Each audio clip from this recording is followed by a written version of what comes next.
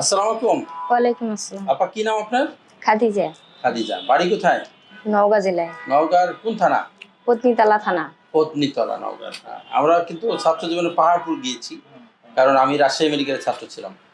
আচ্ছা খাদিজা আপা, আপনি কি কষ্ট নিয়ে আসছিলেন আমাদের কাছে একটু বলেন তো? এই কোমর থেকে দু পা অবশ হুম। আর পায়ের ব্যথা, হুম। হাঁটতে পারতাম না, দাঁড়াতে পারতাম না, বসে থাকতে পারতাম না। হুম। আর প্রস্রাব পায়খানার কি অবস্থা ছিল? প্রস্রাব পায়খানা প্রস্রাবটা ধরে রাখতে পারতাম ধরে না, রাখতে পারতেন না।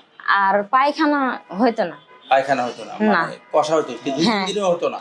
3 দিন হলেও হবে না। 3 দিনেও হতো না। হ্যাঁ। না। আর তারপরে পায়খানা হওয়ার পর যখন পানি খরচ করতে যেতেন, আমরা যেটা বলি শৌচকার্য, ওই সময় কি মানে অনুভূতি কি ওখানে ঠিক ছিল শরীরের অন্য জায়গার মতো? না। ওখানে মনে হতো যে অবশ ভাব। হ্যাঁ, right। তো এই হাঁটা চলাটা বন্ধ হয়ে গেছিল কতদিন থেকে? 1.5 মাস হচ্ছে। 1.5 মাস হচ্ছে, তাই না? হ্যাঁ। আমরা তো আপনার অপারেশন করেছি মেরুদণ্ডে। হ্যাঁ। অপারেশন করার কতদিন? 4 দিন হলো বোধহয়। 4 দিন 4 হয়েছে। দিন। আপনি আজকে কেমন আছেন? আলহামদুলিল্লাহ একটু ভালো আছি। ভালো আছেন। আপনি 1.5 মাস আগে হাঁটা চলা বন্ধ হয়ে গেছিল, হ্যাঁ। কিন্তু অপারেশনের পরে আপনি আমাদের 7 তলা থেকে লিফটে 5 তলায় নামছেন, এরপর ওখান থেকে হেঁটে আসছেন, হ্যাঁ? হ্যাঁ, আসছি হেঁটে। আচ্ছা। আর আপনার প্রস্রাবের কি সমস্যা খবর? প্রস্রাবের পেশাবের রাস্তায় এখনো নল আছে। হ্যাঁ, হ্যাঁ। নল আছে, যেটা মানে ট্রেনিং চলছে, ক্লাম্পিং চলছে। তাহলে আপনি কি খুশি? আপনি আগে যে নিদারুণ কষ্ট ছিল আপনার, না, আলহামদুলিল্লাহ এখন খুশি স্যার। খুশি, হ্যাঁ? হুম। মানে আপনার এই 4 দিনের মধ্যে আপনি অনেক আরাম পেয়েছেন। হ্যাঁ, আরাম পেয়েছি। ভাই আপনি তো খাদিজা আপনার হাজবেন্ড, কি নাম আপনার? মাসুদ রানা। মাসুদ রানা ভাই। মাসুদ রানা ভাই, আপনি তো সেই সুদূর নওগাঁর পত্নীতলা থেকে আসছেন।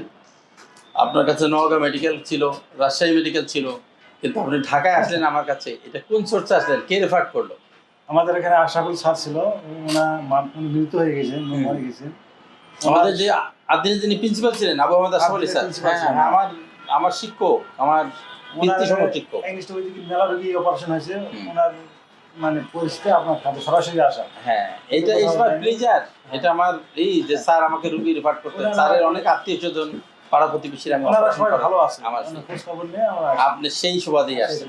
হ্যাঁ, তো যাই হোক, এইটা এই সাদগাটা নিশ্চয়ই অনেক ভালো আছে স্যার। স্যার আজকে নাই, নিশ্চয়ই স্যারের মানে আমল নামা এটা সাদগা হিসেবে মনে করেন যে জমা হবে। হ্যাঁ, স্যার। তা আপনারা খুশি আছেন না? হ্যাঁ স্যার, খুশি স্যার। হ্যাঁ, আপনাদের এই অসুখটার নাম হলো কডাইকোনা সিনড্রোম। প্রিয় দর্শক, আমাদের এই বোন খাদিজা নওগাঁ পত্নীতলা থেকে এসেছেন।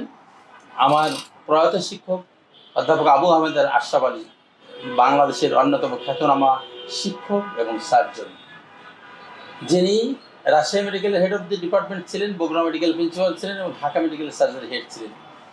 উনি মৃত্যুর আগ পর্যন্ত আদ্দিন মেডিকেল কলেজের প্রতিষ্ঠাতা প্রিন্সিপাল এবং অ্যাডভাইজার হিসেবে ছিলেন। তো স্যারের রেফার করা অনেক রোগীর অপারেশন আমি করার সুযোগ হয়েছে। স্যার আজকে নেই, কিন্তু তারপরও স্যারের সেই যে সমস্ত রোগীরা ভালো হয়েছে তাদের রেফারেন্সেই আমাদের এই বোন খাদিজা আমাদের কাছে এসেছে। তার অসুখটার নাম হলো কডাইকোনা সিনড্রোম।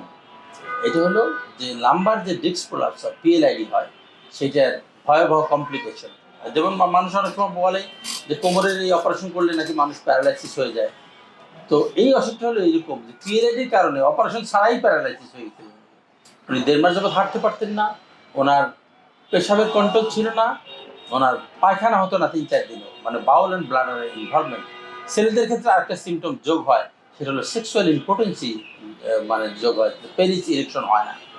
কিন্তু মেয়েরা যেহেতু প্যাসিভ সেক্সুয়াল পার্টনার, সেই জন্য তারা এইটা থেকে তারা মুক্তি পেয়েছে।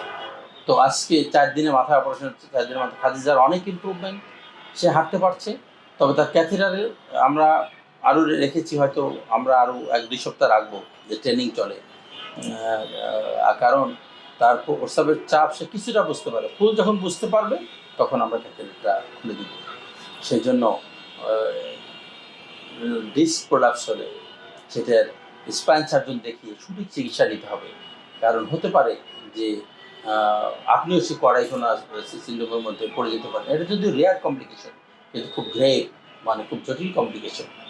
এটা সঙ্গে সঙ্গে ডক্টরকে অ্যাটেন্ড করতে হয়, অপারেশন করতে হয়, তাহলে এই রোগী তাড়াতাড়ি আরোগ্য লাভ করে। তো সবাই ভালো থাকবেন। আমরা আপনাদেরকে বারাক PRP মেডিকেল সেন্টার থেকে শুভেচ্ছা জানাচ্ছি। আল্লাহ হাফেজ।